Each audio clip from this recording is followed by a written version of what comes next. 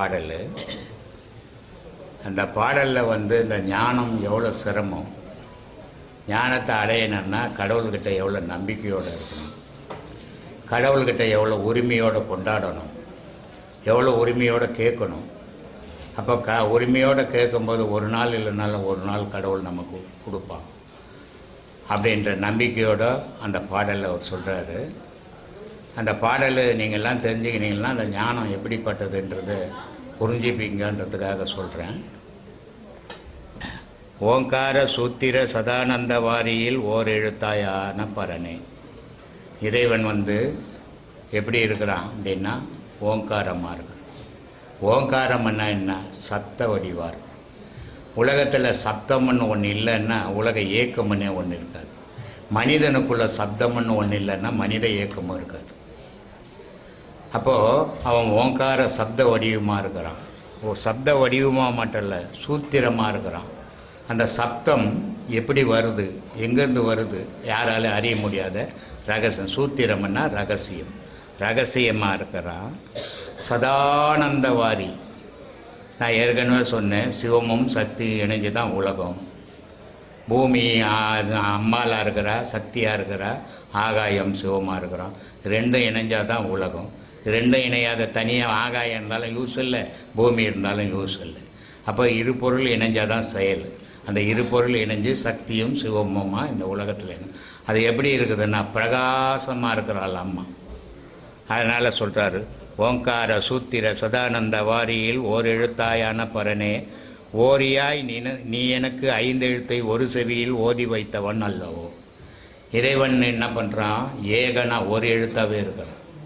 ஆனால் நம்மளை என்ன பண்ணுறான்? நமச்சிவாயான்ற 5 எழுத்தில் போட்டுட்டான். இந்த காதில் 5 எழுத்தை ஓதுறதால நம்ம படாத துன்பங்கள் பட்டுங்கிறோம் இங்கே. ஆனால் அந்த ஓர் எழுத்தாக அந்த 5 பஞ்சபூதத்தை நிறுத்தி ஓர் எழுத்து ஆனோம்னா நம்மளும் கடவுளாக மாறலாம். அதனால் சொல்கிறாரு, ஓரியாய் நீ எனக்கு 5 எழுத்தை ஒரு செவியில் ஓதி வைத்தவன் அல்லவோ. ஆங்காரமற்று. கடவுள் வழிபாட்டில் எப்படி இருக்கணும்?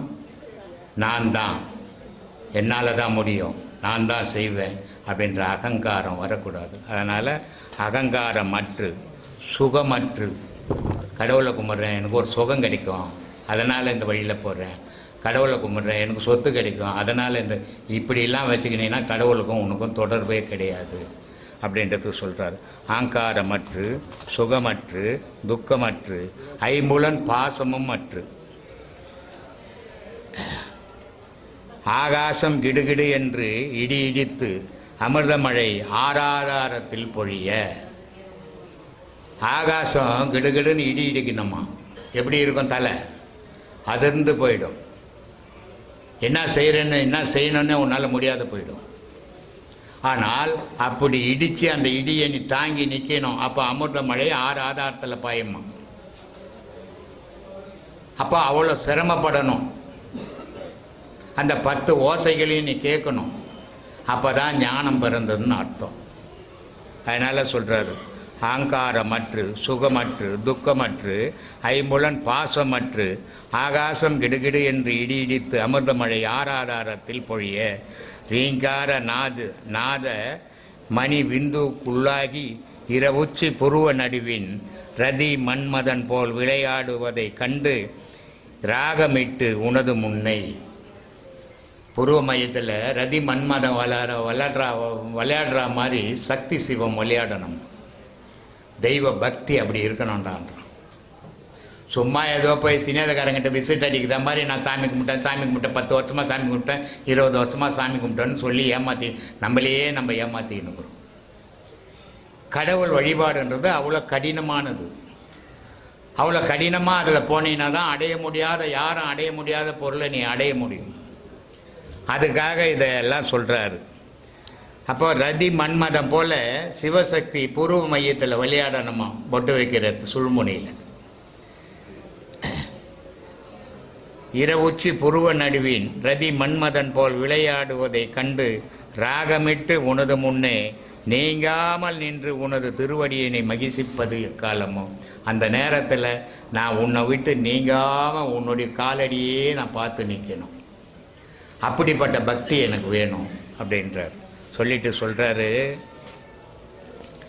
வேதாந்த பரமசிவ மெஞ்ஞான மூர்த்தியே வேமானந்தா குருவே, அறியாத பாலனை அழைத்து புத்திகள் சொல்லி அன்பு வைத்து ஆள்வதற்கு ஐயோ நான் என்ன ஆகாத பாவியோ. இவ்வளோ சொல்கிறேன் நான். எனக்கு ஒரு நல்ல புத்தி சொல்லி, நான் இவ்வளோ நாள் புத்தி இல்லாத கெட்டு போயிட்டேன், எப்படியோ அலைஞ்சிட்டேன், நான் இப்போயா வாழ்ந்துட்டேன். ஆனால் இனிமேலாவது இறைவா நீ உயர்ந்தவன், எனக்கு நல்ல புத்தியை சொல்லி நல்ல வித்தையில் உட்கார வச்சு என்னை கரையேற்றக்கூடாதா? நான் என்ன உனக்குன்னா ஆகாதவனா, அவ்வளோ பெரிய பாவியா நான் அப்படின்னு கடவுள்கிட்ட கேட்குறேன். அப்போது எவ்வளோ உரிமையோட கடவுள்கிட்ட கொண்டாடுறான் பார். அதனால் சொல்கிறான், அறியாத பாலனை, புத்தி இல்லாதவன் நான், எனக்கு தெரியாது, அறியாத பாலனை அழைத்து புத்திகள் சொல்லி அன்பு வைத்து ஆள்வதற்கு ஐயோ நான் என்ன உனக்கு ஆகாத பாவியோ. அப்பனே அத்வீகனே, உனக்கு நீ எனக்கு அப்பனும் நீ தான், தாயும் நீ தான், தந்தையும் நீ தான், எல்லாமே நீயாவே இருந்து என்னை இப்படி நடத்துறதுல விடலாமா அப்படின்னு இறைவன்கிட்ட மன்றாடி கேட்குறேன். பக்தி அப்படி இருக்கணும். ஏதோ ஒரு நாளைக்கு ஆசிரமத்துக்கு போகிறோம், பௌர்ணமி வந்தது, போய் தலையை காட்டினோம், வந்தான், கதை முடிஞ்சு நம்ம வீட்டை பார்க்கலாம், சொத்தை பார்க்கலாம், சுகத்தை பார்க்கலான்னா அவ்வளோ சீக்கிரம் ஞானம் வந்துடாது. இது ஞானம் கடையில் விற்கிற பொருளில் வாங்கி வச்சுக்கிறது, உனக்குள்ளவே தேடி எடுக்கிறது. அதனால் சொல்கிறாரு, இவ்வளோ கஷ்டத்தையும் நான் சொல்லிட்டேன், இதுக்கு மேலே நீ வரலன்னா உனக்கு மரியாதை கிடையாது. கடவுளை கேட்குறான், உனக்கு மரியாதை கிடையாது அப்படின்றான். மரியாதையாகவே என்னை ரட்சிக்க தருணம் இது, இது சரியான நேரம் என்னை நீ பார்க்கணும். கடவுளை கட்டளையிடுறான் பாரு ஒரு பக்தன். அப்படி இருக்கணும் கடவுள் பக்தி. மரியாதையாகவே என்னை ரட்சிக்க தருணம் இது, மாய்கை ஈசா மாரதேவா, மனமகிழ்ந்து இன்றைக்கு வாராமல் போனால் மடியில் கை போட்டு இருப்பேன், சொக்கா பிடிச்சி வச்சுடுவோம் உன்னை கடவுள்னு கூட நான் மதிக்க மாட்டேன். எவ்வளோ உரிமையை எடுத்துக்கிறான் பார் கடவுள்கிட்ட. அப்படி இருக்கணும் பக்தி, அதான் பக்தி. சும்மா பட்டும் படாத வெந்த சோத்தில் கருப்பில் தூக்கி போடுற மாதிரி போட்டுட்டு நான் ரொம்ப பக்தி பண்ணிட்டேங்க நான் அப்படின்னு புலிவுகின்னு தெரிஞ்சுங்கிறோம். சொல்கிறான், பக்தியாய் உந்தனை மறவாமல் அனுதினமும் பாங்குடனே நிராமயத்தின் வெறியாகிலும் தந்து அகண்ட பரிபூர்ணன விவேகம் அறிவிக்க ஒண்ணாதோ. இந்த உலகமே நீ பேரொலியா நிற்கிறியே, இதில் என்ன சேர்த்துக்க உனக்கு என்ன ஆகலையா? நான் அப்படிப்பட்ட இடத்துல என்னை எத்தனை போய் சேரு அப்படின்னு சொல்லிட்டு வேதாந்த பரமசிவ மெஞ்ஞான மூர்த்தியே வேமானந்தா குருவே, பஞ்சபூதங்களோடு நானும் ஒரு பூதமாய் பட்ட குறை மெத்த உண்டு. 5 பஞ்சபூதம் மழை பெய்யுது, கடலில் விழுது, ஆற்றுல விழுது, காவாயிலையும் விழுது. வரும்போது என்னமோ நல்ல தண்ணியாக தான் அது வந்தது, ஆனால் விழற இடத்துக்கு ஏற்ற மாதிரி நாற்ற தண்ணியாக மாறி போச்சு. அந்த மாதிரி 5 பஞ்சபூதங்க இந்த உலகத்தில் என்ன பாடு போட்டு அவ்வளோ பாடும் நானும் பட்டுனுக்கிறேன்டா, ஏன்னா என்னை 5 எழுத்து ஆக்கி விட்டுட்டேன் அப்படின்ட்டு சொல்கிறான்.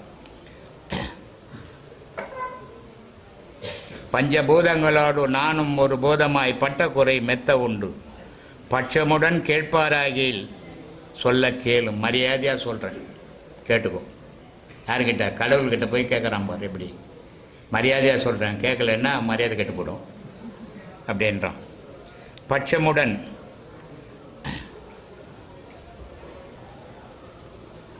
பட்சமுடன் கேட்பாராகில் சொல்ல கேளும்.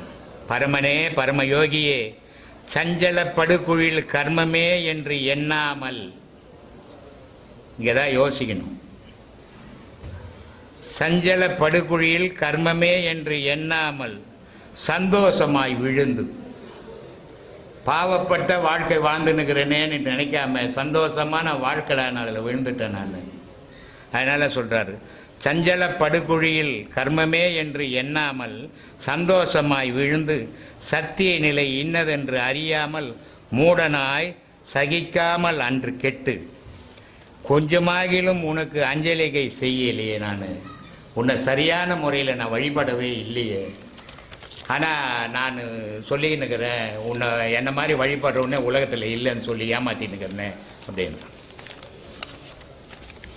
சொல்லிட்டு சொல்கிறான். இதெல்லாம் பண்ணதால் இன்றைக்கி என் நிலைமை எப்படி அப்படின்னா குரங்கு முழிக்கிற மாதிரி முழிக்கிறேன்ப்பா நான்.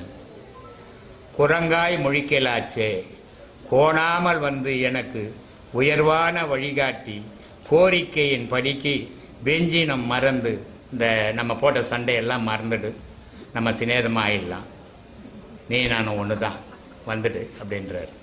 உழவன் திட்டி போட்டு சொக்கா பிடிப்புண்டா, மடியில் கை போட்டு வலிப்புண்டா, உன்னை ஒதிப்புண்டா அனுப்பிவிட்டு அப்புறமா சொல்ல நான் இந்த போட்ட சின்ன பையன் பேசிட்டேன், நீ பெரிய ஆள், நம்ம 2 பேரும் அன்பாக போயிடலாம், எனக்கு சரியான ஒரு வழியை காட்டு அப்படின்றான்.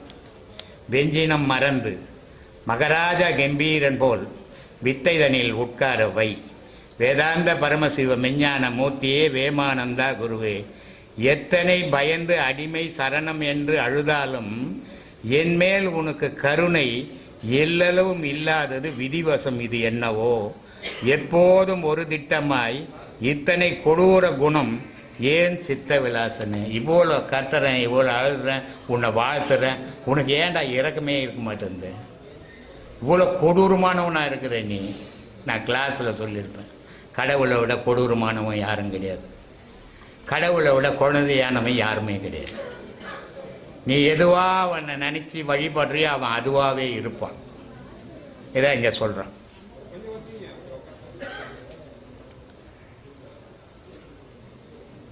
இத்தனை கொடூர குணம் ஏன் சித்த விலாசனே, சித்த விலாசனேன்னா என்ன அர்த்தம்?